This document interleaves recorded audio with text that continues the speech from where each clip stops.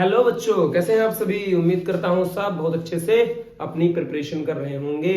उसी तैयारी से जुड़े कुछ महत्वपूर्ण प्रश्न लेकर के आ गया जो कक्षा 10 साइंस बायोलॉजी यानी जीव विज्ञान वाले पोर्शन से जुड़े हुए हैं, जिनमें कल मैंने कुछ टॉपिक बताए थे, आपने बहुत अच्छे से देखा होगा।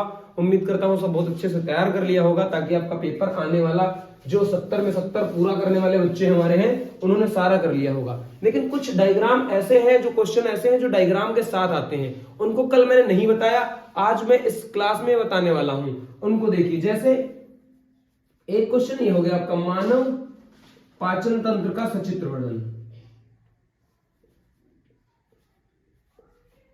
जो पहले चैप्टर से सबसे ज्यादा पूछा जाने वाला सवाल है, ये एक प्रश्न ऐसा है जो सबसे ज्यादा पूछा जाता है। दूसरा, मानव उत्सर्जन तंत्र, और उत्सर्जन तंत्र के अगर आगे हम चले तो नेफ्रॉन, इस तरह पूछा जाने वाला प्रश्न। वृक्काणु, इस तरह पूछे जाने वाला प्रश्न। ये जो है हमेशा जो है सचित्र में ही पूछे जा रहे हैं, तो इन पर हमें विशेष नजर रखनी है। उसके बाद जो एक चैप्टर आपका है कंट्रोल और कोऑर्डिनेशन, वहां से कुछ पादप हार्मोन्स के बारे में पढ़ना है आपको। कुछ भी छोड़ेंगे नहीं दोस्त, सारा पढ़ाएंगे, सब कुछ बताएंगे। पादप हार्मोन्स के बारे में पढ़ना है आपको, और क्या करना है आपको, पढ़ना है तंत्रिका कोशिका के बारे में। तंत्रिका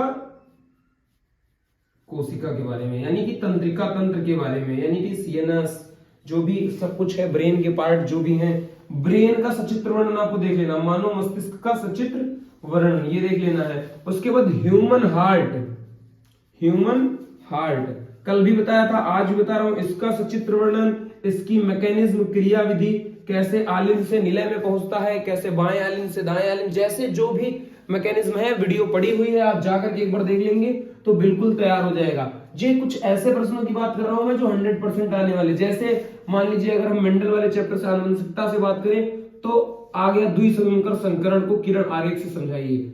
द्विसंकर संकरण को, तो इसको छोड़ के नहीं आना है आपको, तुरंत ये वाला डायग्राम जो पुनेट स्क्वायर से बताया था मैंने, उसको तुरंत खींच देना है, ऐसे फटाफट बनाना है। बहुत इजी है, वीडियोस भी पड़ी हुई हैं, आप देखिए उनको।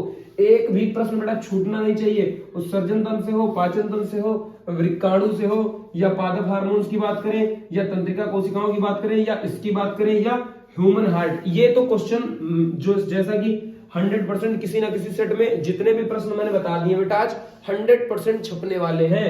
इनको बिल्कुल आप एकदम गांठ बांध के बैठिए कि ये प्रश्न हम बिल्कुल देख करके ही जाएंगे, और बहुत इजी सी डायग्राम है इनके, आप देखिए, इनको बनाना सीखिए और बड़े आराम से आप कर पाएंगे। हम 100% उम्मीद लगा के बैठे हैं कि एक भी बच्चा एक भी प्रश्न को स्किप नहीं करेगा।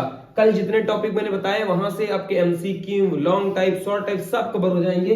बस ये डायग्राम वाले 2-4 प्रश्न जो मैंने आज बताए मोस्ट इंपॉर्टेंट है, और भी डायग्राम के साथ आते हैं, लेकिन मोस्ट इंपॉर्टेंट, जैसे एक वाष्पोत्सर्जन जो मैंने कल बताया था आपको, इसका डायग्राम, इसका एक प्रयोग है जो फोटोसिंथेसिस का कि क्यों जरूरी है, उसका एक डायग्राम उसमें आपका एनसीईआरटी में एक एक्टिविटी दी है वो। उसके बाद रंध्र के खुलने और बंद होने का, रंध्र के खुलने और बंद होने का, तो ये खुलने और बंद होने में जो गार्ड सेल्स हैं उनका एक डायग्राम ऐसे पत्ती के जैसे बनता है, अगर देखा हो ध्यान से तो ये डायग्राम बना हुआ। तो ये कुछ महत्वपूर्ण टॉपिक थे जो मैंने आपको बता दिए हैं। हमारी बेस्ट विशेष आपके साथ है, हम चाहते हैं हमारा हर बच्चा, हमसे जुड़ा हर बच्चा एकदम अच्छे से पेपर करे, 70 में 70 लेके आए, अपने शिक्षकों का यानी हमारा नाम बढ़ाए।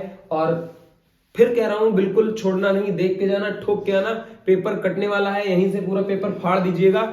मिलते हैं एग्जाम के बाद, लेकर के आएंगे आपका सेट, आपके क्षेत्र में आया हुआ सेट, और दिखाएंगे कि जो कल और आज में बताया मैंने वही सारा आया हुआ है। तब तक के लिए पढ़ते रहिए, मस्त रहिए, स्वस्थ रहिए। बाय बाय, मिलते हैं एग्जाम के बाद।